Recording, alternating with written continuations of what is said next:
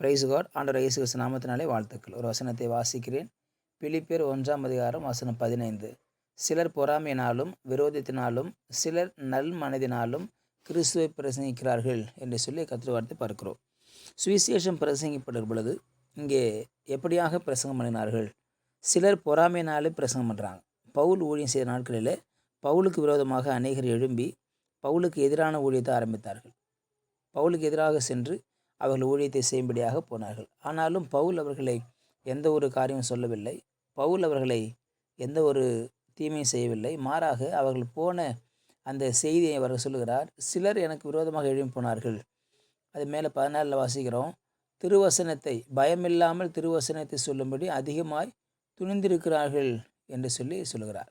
அநேகரின் கட்டுகளினாலே கர்த்தருக்குள் திடன் கொண்டு, இப்போ கர்த்தருடைய வார்த்தையை அவர்கள் போய் சொல்லும்படியாக அநேகர் எதிராக எழும்பினாலும் பொறாமையினால் எழும்பினாலும் ஆண்டவராகிய இயேசுவின் ஊழியந்தானே என்று சொல்லி பவுல் அவர்களுக்கு விரோதமாக எதையுமே செய்யவில்லை, எதிராக செய்யவில்லை. சிலர் நல் மனதினால் ஊழியம் செய்தார்கள், கிறிஸ்துவை பிரசங்கித்தார்கள்.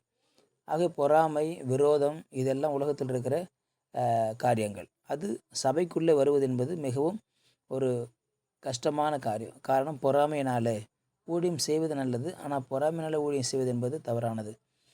ஊழியம் செய்வது நல்லது, ஆனால் விரோதமாக ஒரு மனிதனுக்கு விரோதமாக ஒரு ஊழியக்காரன் விரோதமாக எழும்போது தவறாக இருக்கிறது. ஆனால் சிலரோ நல் மனதினால் ஊழியம் செய்தார்கள். சிலரோ நல் மனதினால் இயேசுவை பிரசங்கம் பண்ணினார்கள். சிலரோ நல் மனதினால் இயேசுவை அறிவிக்கிறார்கள் என்று சொல்கிறார். எப்படியாகிலும் கிறிஸ்து அறிவிக்கப்படுகிறார். எப்படியாகிலும் கிறிஸ்து சொல்லப்படுகிறார். எப்படியாகிலும் கிறிஸ்து மக்களுக்கு சொல்லப்படுகிறார் என்கிறதில் நான் சந்தோஷமடைகிறேன் என்று சொல்லுகிறார். ஆக சிலர் அன்பினால் அறிவிக்கிறார்கள். நானும் அன்பினால் அறிவிக்கிறேன். காரணம், ஆண்டவராகிய இயேசு அன்பாக இருக்கிறார். ஆகவே கிறிஸ்து பிரசங்கம் பண்ணப்படுகிறார், கிறிஸ்து சொல்லப்படுகிறார், கிறிஸ்து அறிவிக்கப்படுகிறார் என்ற செய்தி தான் மிகவும் முக்கியமான செய்தியாக இருக்கிறதை நான் பார்க்க முடியும். ஆக சுவிசேஷம் அறிவிக்கப்படுவது என்பது தேவன் கொடுத்த ஒரு மிகப்பெரிய சிலாக்கியம், மிகப்பெரிய பாக்கியம். ஆனால் அது எப்படி சொல்லுகிறோம் என்பது தான் மிக முக்கியமான காரியமாக இருக்கிறது. பவுல் ஒரு வேதனையோடு கூட அவர் எழுதுகிறார். என்னோடு கூட இருந்தவர்கள் எனக்கு விரோதமாக எழும்பியிருக்கிறார்கள். என்னோடு கூட இருந்தவர்கள் எனக்கு எதிராக சென்று அவர் பிரசங்கம் பண்ணுகிறார்கள். ஆனாலும் நான் சந்தோஷப்படுகிறேன். வஞ்சகத்தினால் என்ன, உண்மையிலாவது எப்படியாவது கிறிஸ்து அறிவிக்கப்படுகிறார். வஞ்சகத்தினாலேயோ உண்மையினாலேயோ பொறாமையினாலேயோ எப்படியோ கிறிஸ்து பிரசங்கம் பண்ணப்படுகிறார், கிறிஸ்து பிரசங்கிக்கப்படுகிறார் என்பதை குறித்து அவர் சந்தோஷமடைகிறார்.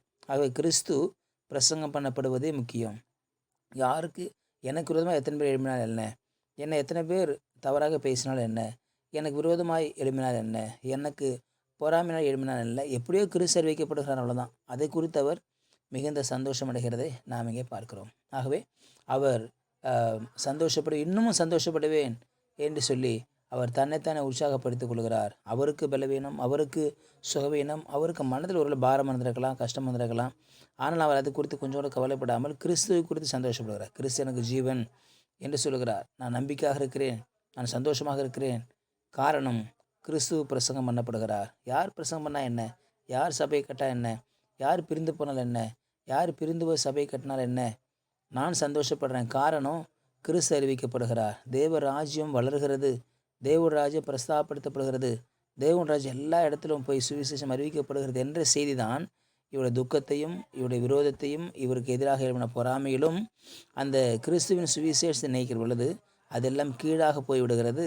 சந்தோஷம் மேலோங்கி இருக்கிறதை பார்க்க முடியும். இன்றைக்கி நமக்கு விரோதமாக யார் எழுப்பினாலும் யார் பேசினாலும் அவருடைய பேச்சு நமக்கு பெருசாக இருக்கக்கூடாது. மாறாக அவர் செய்கிற எப்படியோ கிறிஸ்து பிரசங்கம் பண்ணப்படுகிறார். ஏதோ இவர் 4 பேருக்கு இயேசு பற்றி அறிவிக்கிறார், எப்படியோ ஒரு ஊழியத்தை செய்கிறார், அவ்வளோதான். அதை குறித்து நம்ம என்ன பண்ணணும், சந்தோஷப்பட்டுட்டு போயிடும் வழியே அவர்களுக்கு விரோதமாக நாம் எழும்பக்கூடாது. ஆக உலகத்தின் காரியங்கள் தேவனுடைய ராஜ்யத்தை கட்டுவதில் எந்த இடத்திலும் ஒரு சுணக்கம் காட்டக்கூடாது, அல்லது அதற்கு எதிராக எழும்பக்கூடாது. அதெல்லாம் கீழாக வந்துவிடும். உலகத்தின் காரியங்கள், பொறாமை, மேட்டிமை, அகந்தை இதெல்லாம் நம்முடைய வாழ்க்கையில் ஊழியத்தில் கீழே வந்துடணும். மாறாக சுவிசேஷம் அறிவிக்கப்படுகிறார் என்ற செய்தி மேலும் வருகிற பொழுது ஒரு மிகுந்த சந்தோஷத்தை கொடுக்கிறதாக இருக்கிறது என்று சொல்லி பவுல் இங்கே சொல்லுகிற காரியத்தை பார்க்கிறோம். ஆகவே பவுலை போல் நாமும் ஊழியம் செய்வோம். பவுலை போல் அநேகரை உருவாக்குவோம்.